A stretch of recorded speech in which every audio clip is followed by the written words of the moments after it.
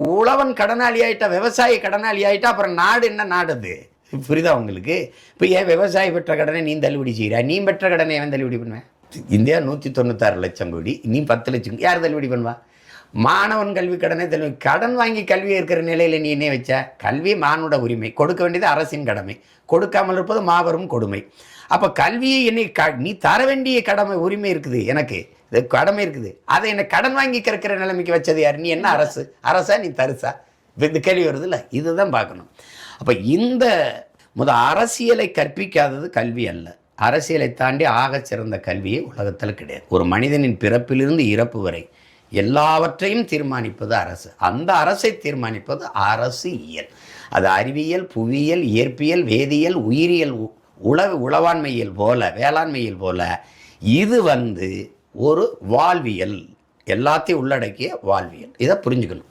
இப்போ இது அரசியலுங்கிறது ஏதோ அரசியல் அது அப்படி பார்க்கக்கூடாது. அது புரியுதா உங்களுக்கு? அது அந்த இடத்தில் இந்த பிள்ளைகள், இந்த தலைமுறை பிள்ளைகள் தெளிவு கூற வேண்டும், தெளிவு கூறணும். அதனால் இந்த கவர்ச்சியிலிருந்து விடுபட்டு எது சரியான பாதை, எது சரியான, எது சரியான தலைமை என்று தேர்வு செய்யணும். அப்படி தனக்கான தலைவனை தேர்வு செய்ய தெரியாத தடுமாறுகிற இனம் நிலை பெற்று நிலைத்து, அது எப்படி சொல்கிறது, தன்மானத்தோடு தலை நிமிர்ந்து உயர்ந்து வாழாது. அது வாழாது. இப்படி தான் சிறுமைப்பட்டு வீழும்.